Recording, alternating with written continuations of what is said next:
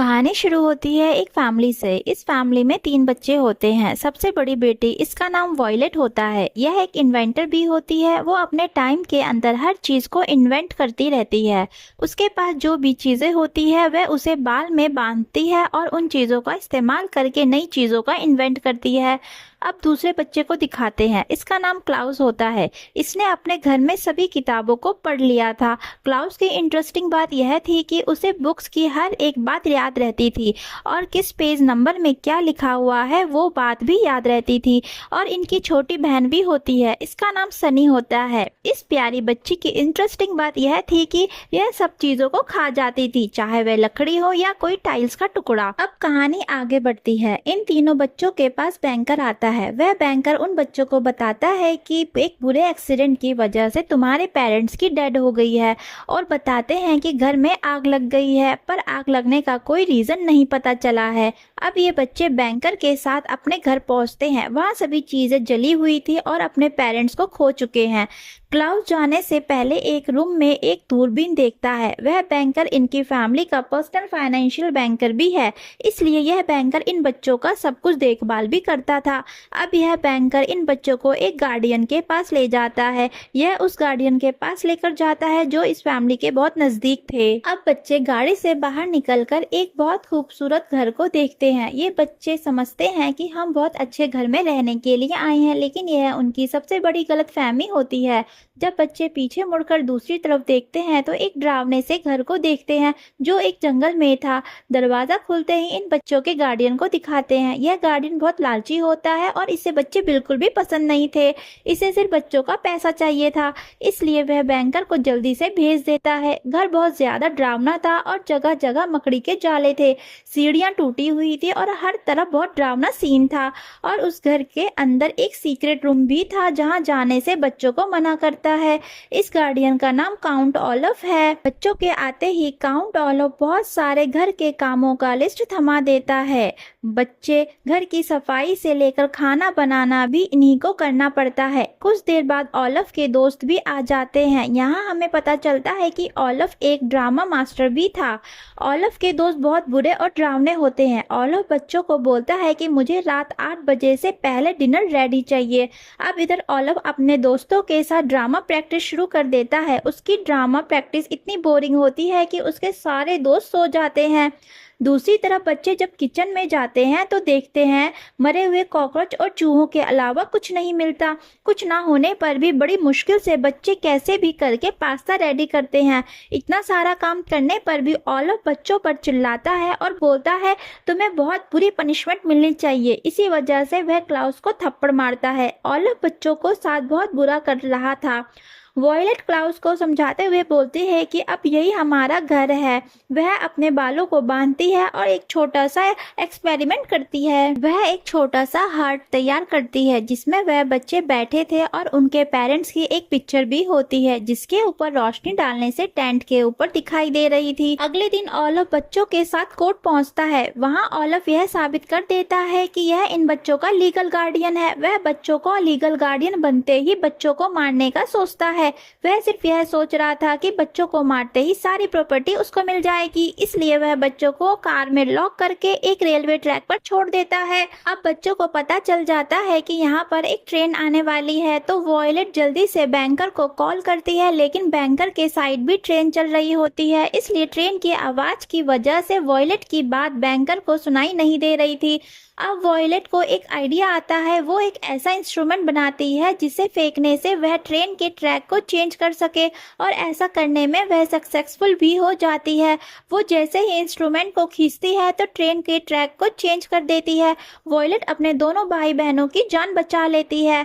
अब इनका बैंकर भी वहाँ इनके पास पहुँच जाता है। बैंकर यह समझता है कि ओलफ ने इन्हें कार चलाने की परमिशन दी है। बच्चे बैंकर को बोलने की कोशिश करते हैं कि ओलफ ने इन्हें मारने की कोशिश की है, लेकिन बैंकर बच्चों की बातों को समझ नहीं पाता है। अब बैंकर वहां ओलफ से बच्चों को छुड़वाकर उसके दूसरे गार्डियन के पास ले जाता है। अब इस दूसरे गार्डियन को ही बच्चों की देखभाल करनी थी।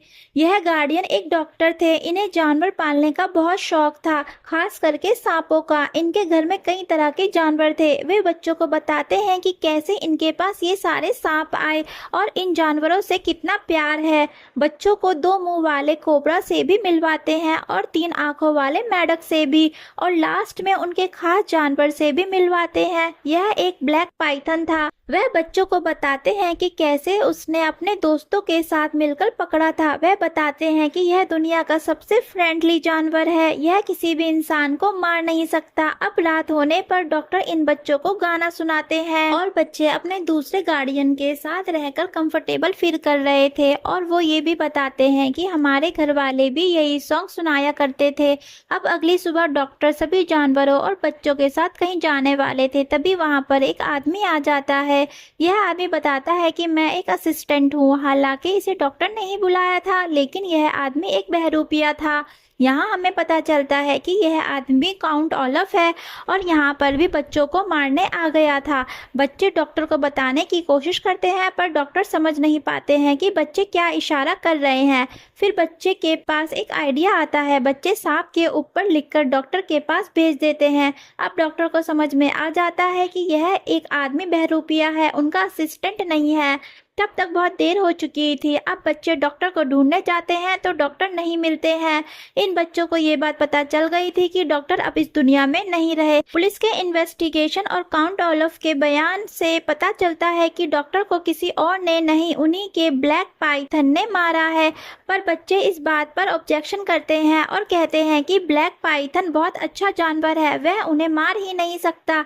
लेकिन पुलिस वाले और बैंकर इस बात को नहीं मानते। तभी यहाँ पर एक चमत्कार होता है। वह छोटी सी प्यारी सी सनी उस ब्लैक पाइथन के पास पहुंच जाती है। सभी यह देखकर शॉक्ड हो जाते हैं कि वह बड़ा सा ब्लैक पाइथन उस छोटे से बच्चे को कुछ नहीं कर रहा है, बल्कि उसके साथ खेल रहा है। पुलिस वालों और बैंकर को पता चल जाता है कि यह असिस्टेंट नहीं बल्कि काउंट ओलफ है।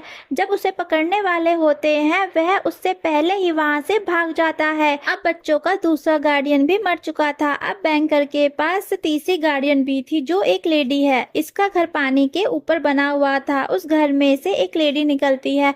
वह बच्चों को देखकर उनकी फैमिली के बारे में पूछती है और फिर बच्चों को अपने घर के अंदर बुलाती है।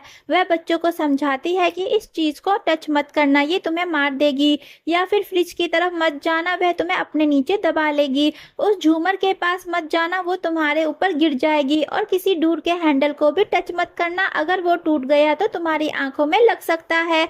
वह लेडी हर एक चीज से डरती थी। वह सोचती थी कि आज नहीं तो कल इन चीजों की वजह से वह मर जाएगी, और इसी वजह से घर के बाहर भी नहीं जाती थी। वॉयलेट उस लेडी से पूछती है कि क्या आपको पता है कि हमारे पेरेंट्स की डेथ कैसे हुई और घर में आग कैसे लगी। वह लेडी वॉयलेट को कुछ नहीं बताती। लेडी वॉयलेट को एक पुरानी एल्बम दिखाती है जिसमें बहुत ज्यादा पुरानी पिक्चर्स और पुरानी यादें थी। बच्चे इस एल्बम में देखते हैं कि वह लेडी बहुत ब्रेव हुआ करती थी। तभी उनके सामने एक ऐसी पिक्चर्स आती है जिसमें एक बहुत बड़ा ग्रुप था। वॉयलेट उस लेडी से पूछती है कि क्या आप मेरे पेरेंट्स को जानते थी, क्या मेरे पेरेंट्स आप सबके साथ रहा करते थे। इस पिक्चर्स में वे अपने दूसरे गार्डियन डॉक्टर को भी देखती है, जिसको ओलफ ने मार दिया था। मतलब आप सभी लोग एक दूसरे को जानते थे।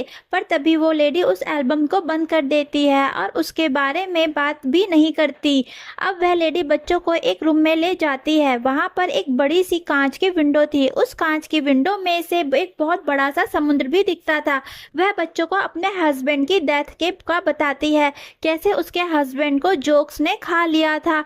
जोक इंसानों को सूंघ सकते हैं। इसके बाद अगले दिन बच्चे अपने गार्डियन को लेकर मार्केट जाते हैं और यहाँ पर एक और आदमी आ जाता है। यह एक कैप्टन था। ये कैप्टन लेडी से मीठी मीठी बातें करता है और अपनी बातों में फंसा लेता है, लेकिन बच्चे पहचान लेते हैं कि यह काउंट ओलफ ही है, फिर से हमें मारने के लिए आया है। बच्चे अपने लेडी गार्डियन को समझाने की कोशिश करते हैं, इन्होंने पहले भी हमारे पहले गार्डियन को मार दिया था और अभी भी हमें मारने के लिए आए हैं। मगर वो लेडी गार्डियन इनकी कोई भी बात नहीं सुनती और कैप्टन को अपने साथ घर ले आती है।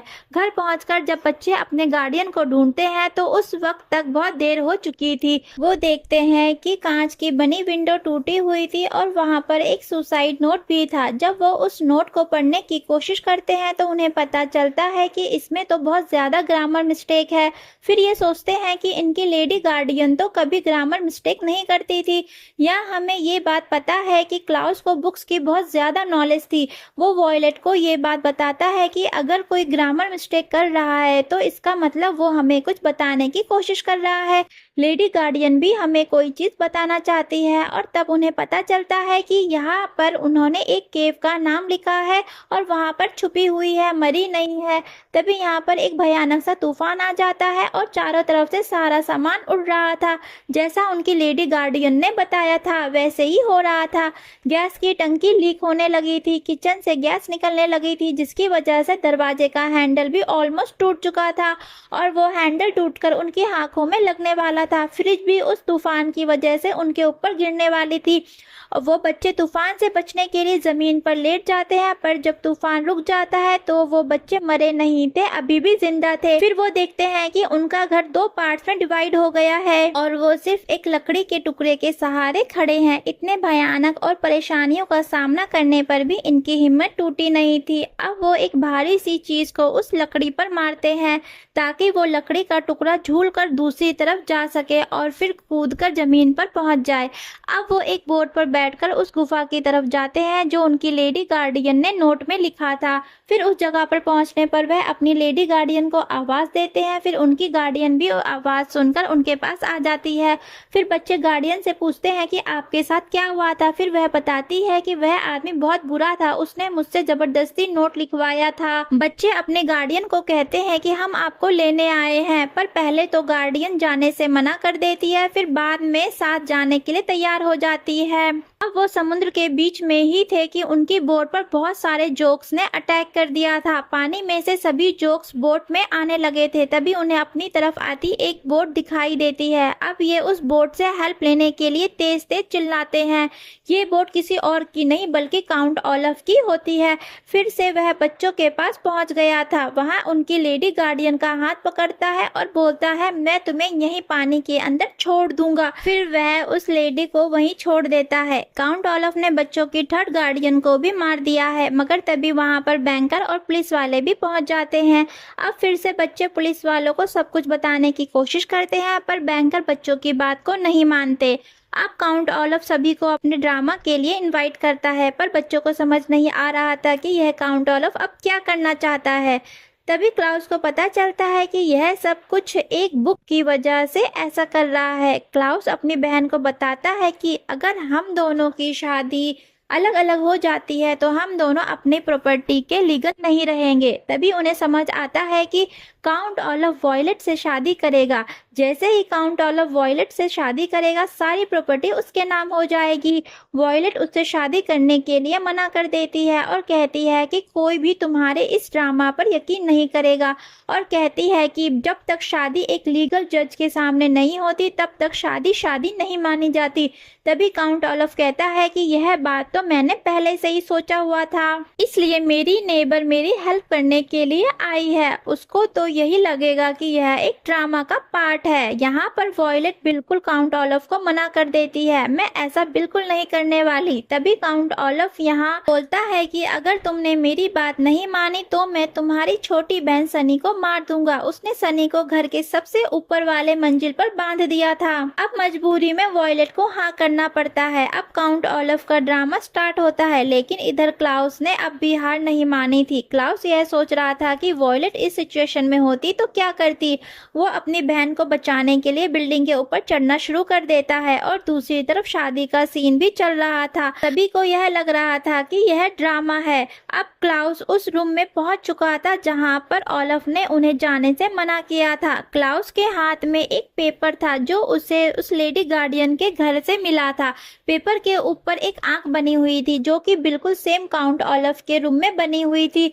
फिर क्लाउस अपनी छोटी बहन को भी बचा लेता है। दूसरी तरफ ड्रामा भी खत्म होने वाला था। था। वॉयलेट मैरिज सर्टिफिकेट पर साइन कर रही थी, पर दूसरी तरफ क्लाउस को भी यह बात समझ आ गई थी कि इस आंख के ऊपर जो सूरज की रोशनी पड़ रही है वह किसी भी चीज को जला सकती है, और अब क्लाउस सिर्फ सूरज की रोशनी का वेट कर रहा है। जैसे ही इस आंख पर सूरज की रोशनी पड़ेगी वह इस जगह को बर्बाद कर देगा। सूरज की रोशनी पड़ते ही वह मैरिज सर्टिफिकेट को जला देता है जो वॉयलेट ने साइन किया था।